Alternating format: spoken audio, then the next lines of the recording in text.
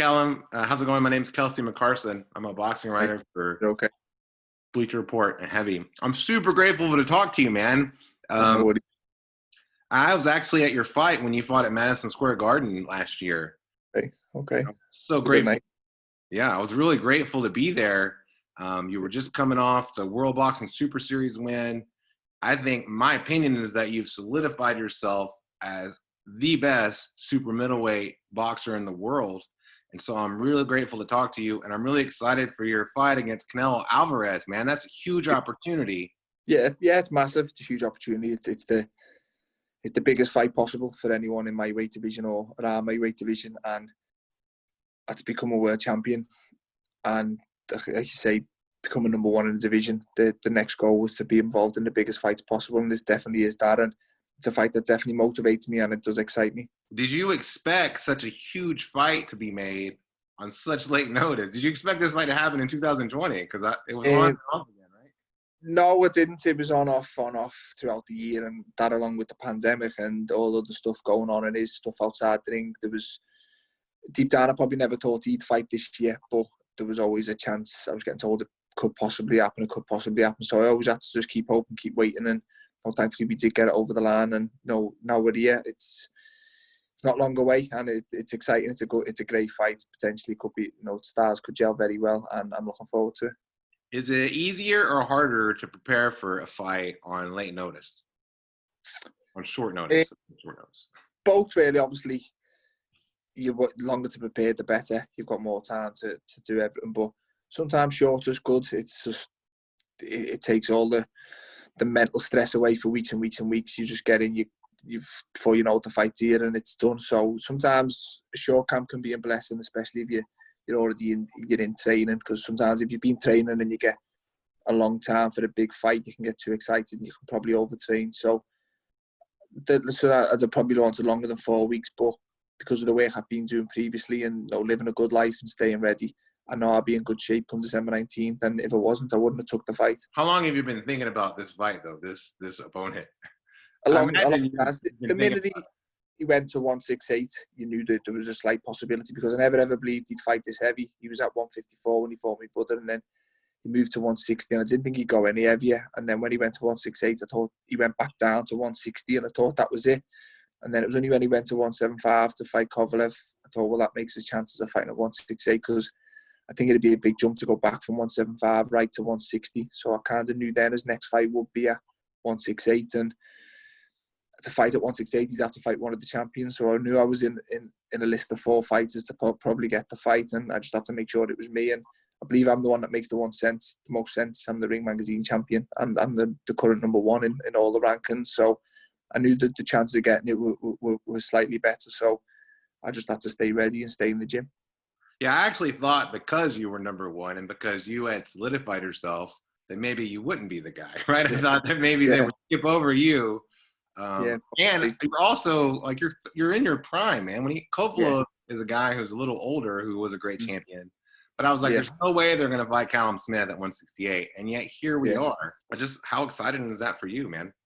Yeah, it's massive. It's a huge fight. It's big for me and my career, and it's a chance for me to show the world how good I really am. I believe I've proved that I'm a world-class fighter by becoming a world champion, but now I need to prove that I can compete at the elite level, the next level up from being a world champion and being a great world champion. And this is definitely an opportunity for me to do that, and opportunity that I'm relishing and really looking forward to doing. I read a story in an interview with your trainer, and basically he suggested that in your last fight against John Ryder, which a lot of people maybe expected you to win that fight more dominant than maybe you did. And he said, well, and this is actually the same thing I was thinking before I read the story. I was like, well, it's probably hard to get up for John Ryder when you're Callum Smith, because you see his record, you see who he's lost to, and you've beaten guys that have beaten him.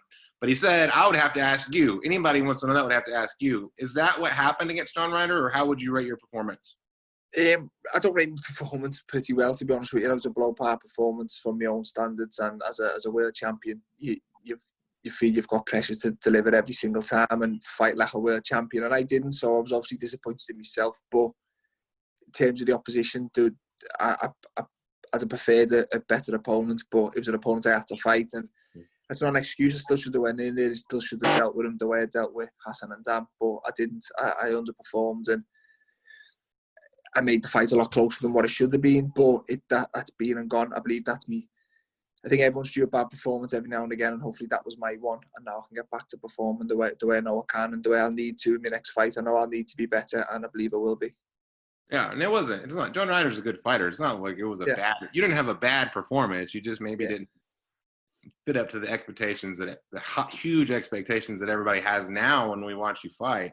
Yeah, definitely. I feel like maybe they helped you get the Canelo fight, right? They see that and they think, hey. I believe that played a part, because I think before the Ryder fight, after the Groves fight, I wasn't in Canelo's plans, and after the Hassan and Dan fight, I wasn't in Canelo's plans, and then after the Ryder fight, they start mentioning me a bit more, and maybe they think, the under par performance was because of making 168. Maybe that's taken all on me. I'm not sure, but either way, I've got this fight. Whether it's they want to challenge themselves against the best, or whether they believe the time is right to get me, none of that matters. The fight's done, and I've got to just show that I am the best 168 in the world, and I'll beat anyone. I feel like you're being overlooked in the fight a little more than I expected when the fight was announced. Is that something that you share that as well? Do you feel like that? Yeah, but I think it's just in boxing, people always judge you on your latest performance, and my performance wasn't what it should have been. So yeah, I believe I'm being judged on that, but I've been here before. My fight before I won my world title, I wasn't the best, and people wrote me off in my world title fight. I was the underdog, and I went in and performed the way I knew I could, and I believe this one will be exactly the same. Your performance during the World Boxing Super Series was tremendous. You just seem to be hitting your stride. Like you really, I feel like if you're the underdog on the betting market, you're a pretty live underdog against Canelo Alvarez. You have a huge reach advantage. You're really tall and you're a really good fighter. Do you feel like those physical dimensions are going to play a part in the fight? Yeah, hopefully. Listen, I've got to use my advantages. I'd be a fool not to. You can't be that much bigger than someone and then just give it up so easily. But I do understand at the highest level, the fight will swap and change as the rounds are going on. I won't be able to do the full 12 rounds at my distance, and it'd be easy nights. I know there's times where he's going to close me down. It's going to be a fight inside, and I've got to be able to hold my own in there and then get back to use my strengths. And there's so many ways this fight can go. I've got to be prepared for every way possible. But originally, I've got to use my strengths just as well as he's got to try and use his strengths. But it's exciting. That's the part that does excite me. But my skills up against his, my tactics against his, and see who's the better man on the night is. The last few Canelo fights, I'm sure you've seen him and watched them and thought about him. He seems to kind of change his style based on whatever's in front of him. Or even in the Golovkin fight, I felt like he stood there because of the storyline that he wouldn't do that. What do you expect from him?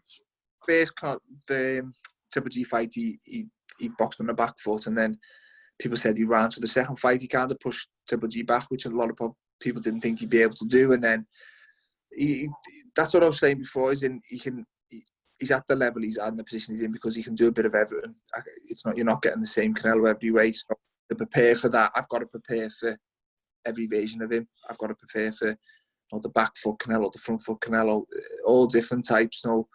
And that's what this camp's been about, just studying him, seeing what he does, how many different styles he's got, and what we feel he'll do against me. But I've got to be prepared for whatever way. I can't just have one game plan, and if it's not working, I'm left with nothing. So I've got to, but I believe I'm a good fighter myself, and I can adapt when I'm in there, and I can do a bit of everything as well. So it's definitely a good matchup. The stars will gel, and something I'm very excited to be involved in. Yeah, I'm excited about the fight. I'm legitimately, I think this is one of the biggest fights of the year, and I didn't expect it. Obviously, the lowest hanging fruit is, as far as a Ryder goes, is that Canelo beat your brother a few years ago, and so that's going to be a big storyline that everybody writes about. But I wondered, does that really provide extra motivation for you, or how does that work in your mind? Not really. So once the fight's done, if I win December 19th, it'd be nice to say I got revenge. I've beat George Groves, who'd beat my other brother previously, and that was nice after it. But in terms of motivation for the fight, I don't need any more motivation than to beat Canelo Alvarez. The fight's huge regardless, and that's all the motivation I need. It's a chance to add to my legacy and improve my future in the sport, and that's all the motivation I need. I want to win in the biggest fights possible. This is the biggest fight possible. It's a fight against possibly one of or the best pound for pound fights in the world. So regardless of whether he fought my brother or not, this fight's just as big. What would a win do for you in your career? What do you think? It's huge. I've become world champion, so that's ticked. That box is done. Now it's about being involved in the biggest fights and being involved in the best fights, so that in years to come, when people look back at my career, they'll pick out certain fights. That was a great win. That was a great win, and this is definitely one of them. If you can look back in years to come and say, what a win! He went to America and beat Canelo Alvarez. That adds, even though I won't gain a new world title from it, it's still probably a bigger win than winning my world title. So that's what I'm in the sport for. If I didn't want to do that, I'd have won my world title and retired. That was my job done. But I knew once winning the world title, there was big fights I wanted to be involved in, and I've managed to secure this one. So the win over Canelo Alvarez is huge, and it'll just open up many more doors. Maybe a rematch or fight against all the other champions. But it just makes my name bigger and my name easier to make more big fights, which I feel I deserve to be involved in. I live in Texas, and the fight is going to be in Texas. Canelo, that's not Mexico, but it's as close as you can get in the United States. So beating Canelo in Texas is a big deal, I would think. There's going to be a lot of people there, even with the COVID restrictions, I would think.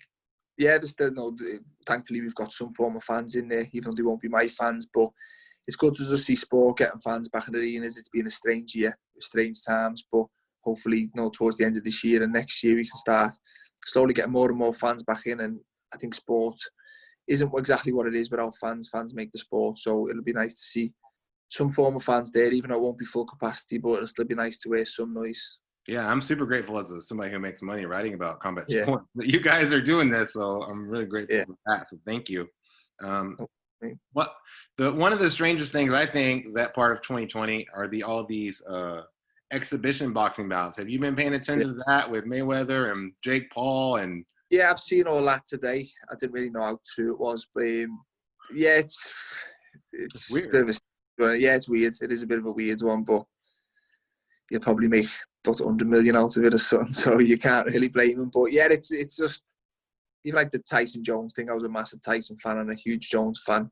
Yeah. And if they're doing it for charity, then fair enough. But it's when you see talk of, he's like seeing someone saying, Tyson will probably still, I think it was George Foreman said Tyson will probably still win a version of the heavyweight world title. And I think that's when people are getting a little bit too carried away. It's good to see him living a good lifestyle and back training again, but actually competing, I think they've had their time, and it's only going to be dangerous fighting that 54 years of age. It's interesting that it's happening. Is that something though or even like Conor McGregor fighting Manny Pacquiao potentially? Yeah. What do you think about stuff like that when it's combat sports guy versus combat sports guy? Yeah,